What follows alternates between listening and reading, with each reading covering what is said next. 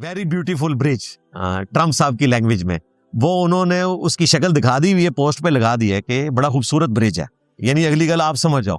तो उनके लिए मसला तो कोई नहीं है, लेकिन दुख की बात यह है कि दोनों तरफ मुसलमान मर रहे हैं और बाकी मुसलमान हम तमाशा ही देख रहे हैं। ज़्यादा से ज़्यादा क्या कर सकते हैं, बड़े ही जंग रुकवा सकते हैं, और उसमें भी अरबी अगर कोशिश करें तो जंग रुक सकती है, अदरवाइज ये जंग मुझे कोई आसानी से रुकती भी नजर नहीं आ रही।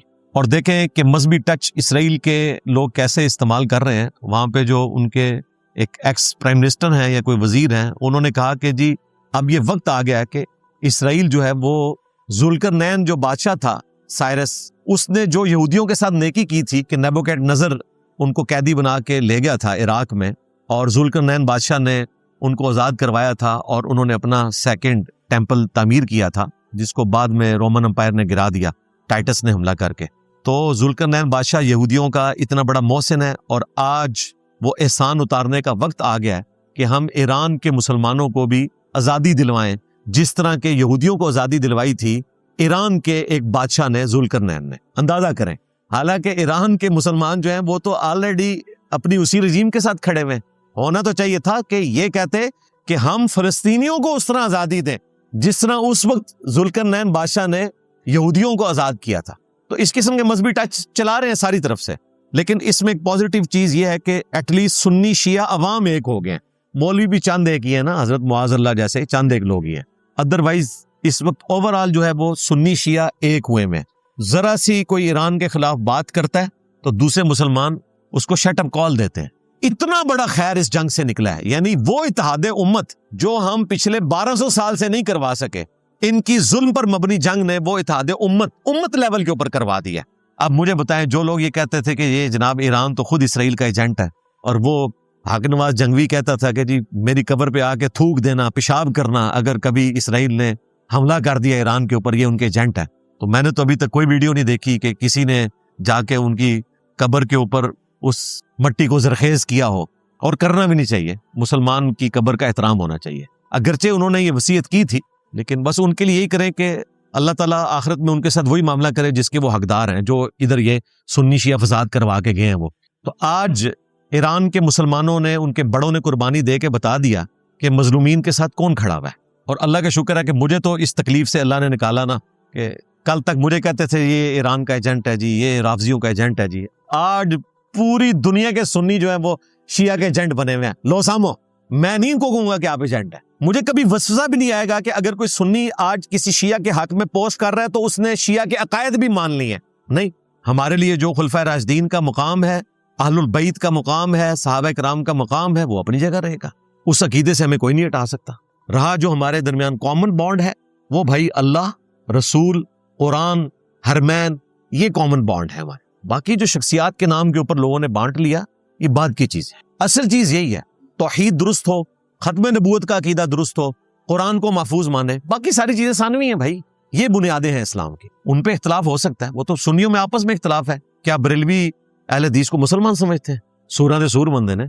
और अहले हदीस वो कहते हैं कि जी बरेलवी मुशरिकीन अरब से भी बदतर है। वो कहते हैं मुशरिकीन अरब तो जाके समुद्रों में अल्लाह को पुकारते थे, ये समुद्रों में भी कहते हैं कि या बावल आग बेड़ा तक, या मोइनुद्दीन चिश्ती पार लगा दे किश्ती। हाँ जाहिर है। तो सुन्नी आपस में कौन सा एक दूसरे को मुसलमान समझे हुए हैं भाई? इल्मी इख्तलाफ करें, एक दूसरे की इस्लाह की कोशिश करें, बस हमारा तो पॉइंट ऑफ व्यू यही है। बाकी अल्लाह ताला ईरान को इस तकलीफ से निकाले, तो हम तो रिक्वेस्ट करेंगे कि इसके बाद मिडिल ईस्ट का जो चैंपियन है वो फिर, यानी मिडिल ईस्ट का अंडरटेकर जो है, हुक होगन हमारे जमाने में होता था, तो वो ईरान ही होगा। उसके बाद ईरान ने किसी पाबंदी का कोई ख्याल नहीं रखना, यानी इसके बाद जो मट्टी पलीद हो जानी है इनकी, ईरान ने फिर क्या समझना है, बल्कि ईरान को पूछ के फिर बेसिस बनेंगी। पहले ईरान के साथ एग्रीमेंट होगा कि जी हम ये 13 बेसिस जो बनाए हुए हैं अरब कंट्रीज में, आपकी तरफ से इजाजत है, ये ना हो कि आप हमला कर दें। हाँ, पाबंदियां तो अब गई, पाबंदियां तो बढ़ गया। हाँ, तो हम रिक्वेस्ट करेंगे अपने बड़ों से, यकीनन वो हमसे ज्यादा समझदार हैं, कि फिर ईरान से रिक्वेस्ट करें कि जो 8 रुपए लीटर पेट्रोल आपके मुल्क में है, अगर हमारे मुल्क में भी आए 8 रुपए लीटर, तो पाकिस्तान कहां से कहां पहुंच जाए। वो गैस जिसके पीछे हम जलील होते हैं और इतनी महंगी खरीदनी पड़ती है फिर भी नहीं मिलती, हमें इतनी सस्ती मिले, तो पाकिस्तान की इकॉनमी कहां जाएगी। और इंशाअल्लाह अल्लाह ताला ईरान को सुरखरू करे तो ये सब कुछ होगा। अब ईरान को पता चल गया है कि हमारा दोस्त इंडिया नहीं है, पाकिस्तान है जो मुश्किल वक्त में हमारे साथ खड़ा हुआ है। अगरचे इंडिया के साथ उनकी तिजारत का मामला है वो चले, खामनाई साहब उस जमाने में भी जब ये ईरान और इंडिया का आपस में कारोबार का मामला था चाबहार के हवाले से गवादर के मुकाबले पर, कश्मीर के मामले में हमेशा खामनाई साहब पाकिस्तान के साथ खड़े रहे शुरू से। जिस तरह के इंडिया की जो डिक्लेयर पॉलिसी है वो इसराइल के खिलाफ फलस्तीनियों के हक में है, यूएनओ में हमेशा इंडिया फलस्तीन के हक में खड़ा हुआ है। कितनी हैरानकुन बात है। और आज देखें इसराइल की गोद में बैठे हुए, लेकिन जब फिलिस्तीन की बारी आएगी वो गजा के मुसलमानों के साथ खड़े होते हैं। वो खड़े क्या होते हैं, बस एक मॉरल सपोर्ट ही होती है ना, वो खड़े हों बैठे हों लेटे हों बराबर ही है, मॉरल सपोर्ट ही होती है। इस वक्त जो सूरत हाल है, स्टार्ट ही में आपको पता है कि कई एक इनके जर्नैल भी शहीद हुए, साइंटिस्ट भी शहीद हुए। हम काफी मायूस थे कि मामलात आगे कैसे चलेंगे, लेकिन अल्लाह का शुक्र है कि मामलात बेहतरी की तरफ जा रहे हैं।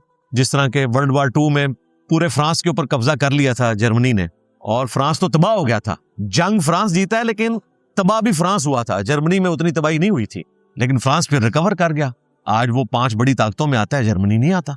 इसीलिए जो इनके प्रेसिडेंट ने वो एक्स पे बयान जारी किया था गलबन, या इनके वजीर खारजा ने, कि हम तो रिकवर कर जाएंगे लेकिन आपकी साख अब रिकवर होने वाली नहीं है, क्योंकि जो आपने हमारे साथ जुल्म किया, हम पे एक जबरदस्ती की जंग मुसल्लत की, हम आपके साथ डील करने पे भी राजी थे, अब नए हुर्मुज भी खुला हुआ था, उसके बावजूद आपने जबरदस्ती एक नाहक हमारे ऊपर जंग मुसल्लत कर दी। तो अब जाहिर है उसका मजा चख रहे हैं। रोजाना 1.5 से 2 अरब डॉलर का नुकसान हो रहा है जी, 1.5 से 2 अरब डॉलर। हम 1 अरब डॉलर के लिए तरसते हैं IMF के सामने, और वो भी हमें किस्तों में मिलता है। और अमेरिका का रोजाना का इतना नुकसान हो रहा है। कितने त्यारे उनके गिर चुके हैं, F-35, F-15, A-10 हेलीकॉप्टर भी, और आजकल वो अपना पायलट तलाश करते फिर रहे हैं, जिसकी गिरफ्तारी की कीमत 2 करोड़ रुपया पाकिस्तानी रख दी हुई है ईरान ने। दुआ करें पकड़ा जाए।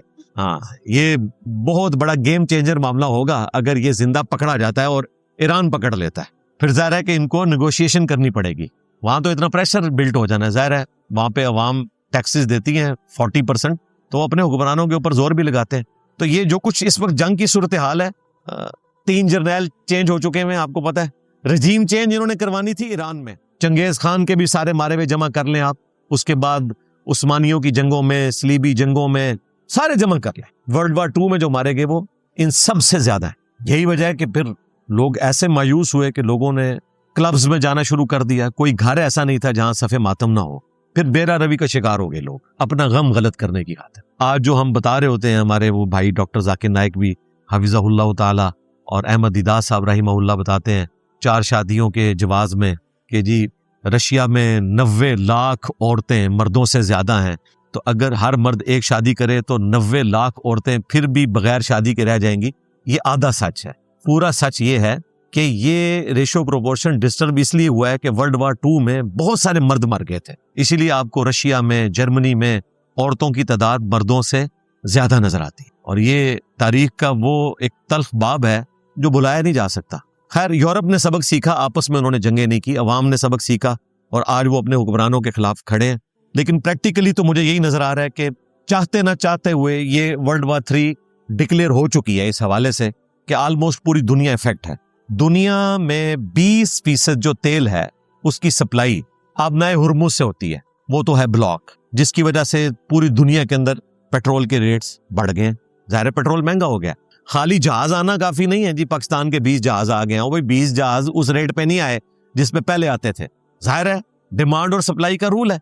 इंडिया में देख लें क्या बुरी सूरत हाल है। शुक्र है इंडिया, चाइना, पाकिस्तान के लिए एटलीस्ट उन्होंने अब नए हुर्मुज खोल दिए। वैसे तो वो उसे ब्लॉक नहीं कर सकते, इंटरनेशनल रास्ता है।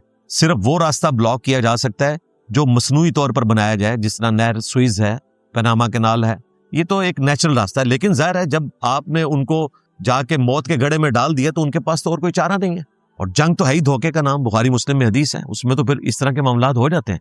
और ये तो एक पहलू है, जो दूसरा खतरनाक पहलू अभी लोगों के सामने नहीं है। दुनिया में 30% जो नाइट्रोजन है, जो खाद में आपको रिक्वायर्ड होती है, वो भी अब नए हुर्मुज से आती है। अगर वो नाइट्रोजन ना आई और इस साल बीज बोने से किसान रह गए चाइना के, इंडिया के और पाकिस्तान के, तो फिर ऐसी कहत साली आएगी जो कई साल तक रिकवर नहीं करेगी। यानी रोटी खाने के लाले पड़ जाएंगे। अभी तो आपको ये टेंशन है कि मैं कार से मोटर बाइक पे आ गया और मोटर बाइक वाला साइकिल के ऊपर आ गया, फिर आप कहेंगे जनाब ये भी छोड़ें, रोटी पूरी करें। और दूसरी तरफ जो हौसी हैं यमन के, हूतीज, वो हूतीज इसलिए बोला जाता है, वो था है ना 3 नुक्तों वाला, तो अरबी में उसकी जब प्रोनाउंसिएशन की जाती है तो वो था होती है, और अंग्रेजी में जब लिखते हैं तो टीएच के साथ। जिस तरह हदीस अरबी में हदीस है और स्पेलिंग में हम टीएच लिखते हैं, एस नहीं लिखते, तो वो हदीथ, तो वो हूती लोग बोलते हैं, बेसिकली तो वो था है, लेकिन वो ठीक है, चल जाता है। जिस तरह ऑटोमानम अंपायर, ये सल्तनत उस्मानिया है, वो ऑटोमानम इसलिए बन गई कि वो उस्मान के जो स्पेलिंग थे OTH के साथ लिखे गए, तो ऑटोमानम अंपायर बन गई। तो रेड सी को ब्लॉक करने की उन्होंने भी धमकी दी है, और अगर वो ब्लॉक होगी तो फिर आप समझ लें दुनिया की 50 से 60% तजारत तो वैसे ही रुक जाएगी। इतना लंबा चक्कर वो अफ्रीका की तरफ से पड़ता है कि चीजें फिर 2 गुना नहीं, शायद 10 गुना तक चली जाए, यानी दुनिया फिर रहने के काबिल नहीं रहेगी। अल्लाह ताला पूरी इंसानियत को इन जंगों की मुसीबत से बिलउमूम और मुसलमानों को बिलखुसूस निजात दे, आमीन। इस जंग का मुस्तकबिल क्या होने वाला है, वो तो मैंने आपको बताया कि ये वर्ल्ड वार 3 बन चुकी है इनडायरेक्टली, बल्कि डायरेक्टली भी हमारे तक भी इसकी हीट पहुंच चुकी है महंगाई की शक्ल में। पाकिस्तान को तो इस मामले में ज्यादा तकलीफ से वक्त गुजारना पड़ रहा है। UAE ने भी अपना कर्जा वापस मांग लिया है। अब यहाँ पर चंद भोले भाले लोग UAE को गालियां दे रहे हैं, यानी एक उन्होंने आपको कर्जा दिया, 30 साल बाद वो वापस मांग रहे हैं। यार अभी भी ना वापस मांगे। हाँ जी, उसमें से $2 अरब तो 1996 में उन्होंने दिए हुए हैं, बाद में $1.5 अरब दिया था, टोटल $3.5 अरब।